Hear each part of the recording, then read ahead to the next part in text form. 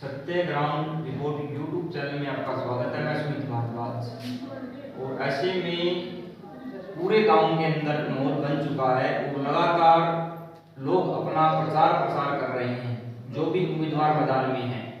और चाहे पंचों की बात हो या फिर सरपंचों की बात हो या फिर ब्लॉक समिति के सदस्य की बात हो, हर गली, हर नुक्कड़, हर चौराहे पर एक ही आवाज है कि गांव का सरपंच कैसा हो, ब्लॉक समिति कैसा हो, क्या गांव में जिला परिषद बन सकता है कोई।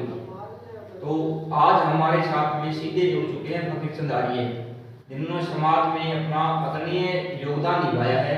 चाहे शिक्षा की बात हो या फिर खेलों की बात हो या फिर कोरोना काल की बात हो, हर एक सामाजिक गतिविधियों में इन्होंने अपना अहम योगदान निभाया है। तो फकीर चंद आर्य जी, हमारे यूट्यूब चैनल में आपका स्वागत है। नमस्कार। सत्य ग्राउंड रिपोर्ट में सभी मेरे गांव के नौजवान साथी, बड़े बुजुर्ग, सबका हाथ जोड़कर इस चुनावी माहौल में धन्यवाद करता हूं। और सबसे पहले मैं यही विनती करता हूं, भाईचारा जिंदाबाद रहना चाहिए अपना। चुनाव आएंगे जाएंगे, भाईचारे को कायम रखते हुए हमें अपने हर मतदाता से यही अपील है कि जो भी अपने कैंडिडेट, चाहे वो ब्लॉक समिति के हो, चाहे मेमोरी के हो, चाहे जिला परिषद के हो, चाहे सरपंच के हो, सबके साथ प्यार भावना, चाय पानी, बैठ सबके साथ करनी है। किसी भी तरह अपना ये नहीं कि ये उस बंदे की टोली का है, ये उस बंदे की टोली का है। और शांतिपूर्ण ढंग से इस चुनाव माहौल को हमने उत्सव की तरह मनाना है। और जो जिसका मन चाहे वो उसके साथ लगे, ऐसी कोई बात नहीं है। अपना कोई स्पेशल किसी के लिए ऐसा संदेश तो है नहीं, लेकिन ये बताता हूँ कि ये जो चुनाव हम करने जा रहे हैं, ये गांव के उज्ज्वल भविष्य के लिए, 5 साल बाद बदलाव के लिए आता है ये समय। तो इस समय को ध्यान में रखते हुए हर कैंडिडेट, चाहे वो मेंबर हो, चाहे ब्लॉक समिति हो, चाहे सरपंच हो, चाहे जिला परिषद हो, तो उनको ऐसा बंदे को चुने जो पहले आदमी से लेकर आखिरी आदमी तक हर वर्ग का, चाहे वो शिक्षा का क्षेत्र हो, चाहे स्वास्थ्य का हो, चाहे और भी सामाजिक गतिविधियाँ हो, उन चीज़ों की पूरी जानकारी रखता हो गहराई से।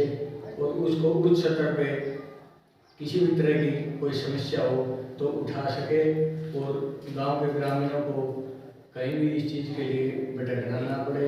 और ऐसा सरपंच, ऐसा मेंबर और ऐसा जिला परिषद गांव के नौजवानों ने मतदान करते हुए ध्यान देना है। तो फकीर चंद आर्य जी, मैं आपसे पूछना चाहूँगा, काफ़ी समस्या गांव के अंदर है। पीछे विकराल समस्या गांव के अंदर बड़ी बाढ़ की स्थिति जैसे हालात हुए थे, ना प्रशासन ने कार्य किया और एकता का अभाव भी की कमी रही गाँव में। तो बताइए, क्या इन समस्याओं से ऊपर उठकर कार्य हो सकता है?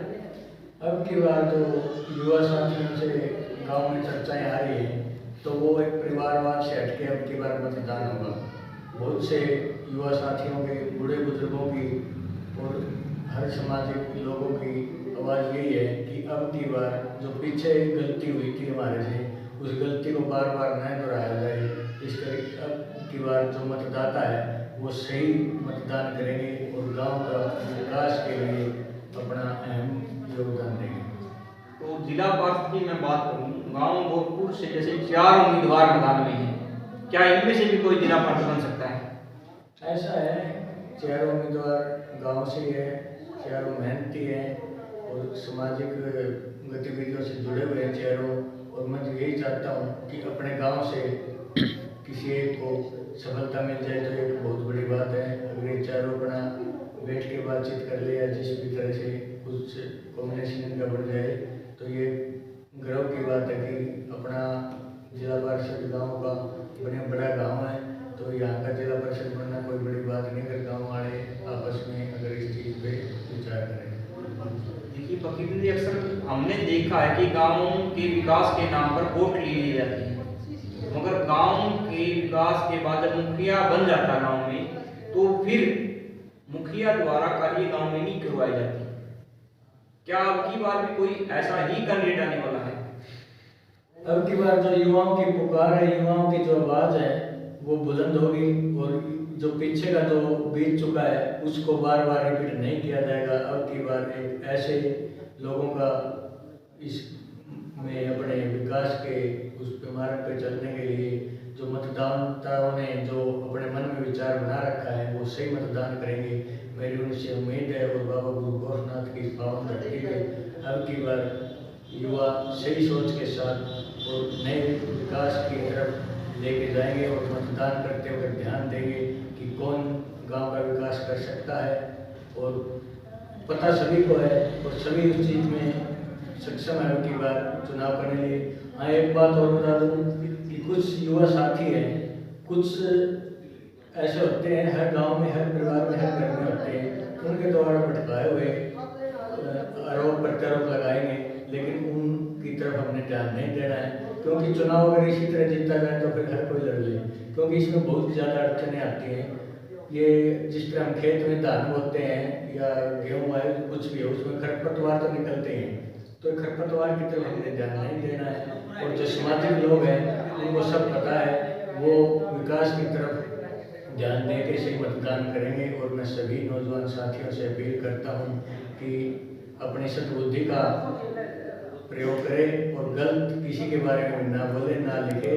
तो इसके लिए आप सभी का, मेरे ग्रामवासियों का धन्यवाद करता हूँ कि अपनी जो गाँव की इतनी बड़ी मिसाल है भाईचारे की, उसको कायम रखें। जय हिंद, जय भारत। अभी कब करते आ रही है और धीरे धीरे लोग भी समझने लगे हैं। ऐसी कोई बात नहीं, सब समस्याओं का समाधान का हमारे बैठ के कर लेंगे। और इस पर विचार चल रहे हैं काफ़ी गाँव के बुद्धिजीवी लोगों का भी, ये जो अपने जो पानी की समस्या हो रही है वो हो जाएगी। और अवैध कब्जा तो पूरे हरियाणा में हर गाँव में ये समस्या बनी हुई है, कोई अपने अकेले गाँव में नहीं है। तो जैसे अस्पताल की समस्या की मैं बात करूँ, बहुत बड़ी समस्या है। यदि कोई भी बीमार हो जाता है या फिर कोई एक्सीडेंट हो जाता है, उसको एट टाइम में तो फिर ढूंढना लेकर जाओ या फिर तुम अगरो लेकर जाओ। अस्पताल की समस्या गाँव में बहुत बड़ी है नहीं? उसके बारे में क्या कहते हैं? ये जो समस्या इतनी गंभीर है, इसका विचार तो यही है कि जो अब नई पंचायत बनेगी, अच्छी सोच के साथ, युवाओं के जोश के साथ जो विकास के नाम पे मतदान होगा, तो इसमें ये समस्याएं हल हो जाएगी। उनकी बात मेरे को ऐसा लग रहा है। तो लगभग कितने प्रतिशत वोट, लगभग 10,000 वोट है गाँव वोटों के अंदर, कितने प्रतिशत मतदाता वोट करेंगे आपके अनुसार? अब की बार जो उत्साह दिख रहा है हर मतदाता के अंदर, तो वो यही दिख रहा है मेरे को कि 90% भी मतदान। और ब्लॉक समिति और पंच को लेकर क्या कहना चाहेंगे? उन उम्मीदवारों को क्या कहना चाहेंगे जो ब्लॉक समिति और उम्मीदवार भी फाइट कर चुके हैं, अभी तक फाइट में हैं?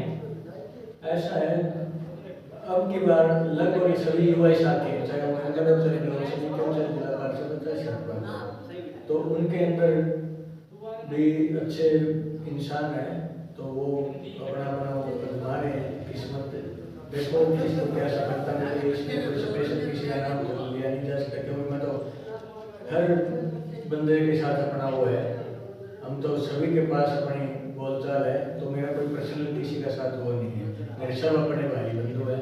और मैं तो 20 सालों से आप देख ही रहे हो, मतलब किसी भी तरह का कोई सामाजिक कार्य है उसके अंदर मैं अपना तन मन धन से योगदान दे रहा हूँ, निस्वार्थ भाव से दे रहा हूँ। अभी तक मेरा कोई स्वार्थ नहीं, मेरा स्वार्थ सिर्फ यही है मेरे गांव का विकास। इस स्वार्थ के लिए मैं आगे भी काम करता रहूँगा। तो आप हमारे YouTube चैनल सत्य ग्राउंड रिपोर्ट के बारे में आप क्या सोचते हो? मैं ये सोचता हूँ कि गांव में इस तरह के आप जैसे भाई अपना समय निकाल के सत्य की जो बात होती है वो लोगों से पूछते हो और सत्य को उजागर कर रहे हो, और आप अपनी मेहनत जो कर रहे हो उसके लिए हम आपका बहुत बहुत धन्यवाद करते हैं। तो अंतिम अपील, जैसे वकील जी ने बताया कि शांतिपूर्ण ढंग से चुनाव हो, आपस में भाईचारा बने रहे, बहुत बड़े विचार उन्होंने रखे। अंतिम अपील ग्रामीणों से अब आप क्या करना चाहते हैं? अंतिम अपील तो यही है कि अपना शांति से, प्यार प्रेम से 100% मतदान करें। कोई आस पड़ोस में रह गया तो अपने साधन पे या जिस भी तरह से उनका मतदान कराएं। और सभी से बार बार हाथ जोड़ के करेंगे, किसी के ऊपर कोई भी टिप्पणी ना करे, किसी की आलोचना ना करे। सभी अपने भाई बंधु है, किसी से कुछ भी द्वेष भाव न के। ये एक त्यौहार है, मैं तो इसको त्यौहार ही मान रहा हूँ। और त्यौहार भी इसी करके कि यहाँ अगर एक दिन 25 तारीख को जब मतदान होगा, 22 तारीख को मतदान होगा, इसका अगर हमने सही उचित मतदान कर दिया तो ये अपना त्योहार ही है, 5 साल इतने खुशी से निकलेंगे पता ही नहीं चलेगा। तो लोकतंत्र का ये चुनाव आप महापर्व जो है बड़ी धूमधाम से मनाइए और अपने मतदान का उपयोग सही तरीके से कीजिए कि कौन आदमी बनने के लायक है और कौन गांव का विकास करवा सकता है, क्या गांव का विकास होगा। आगे के लिए आप देखते रहिए।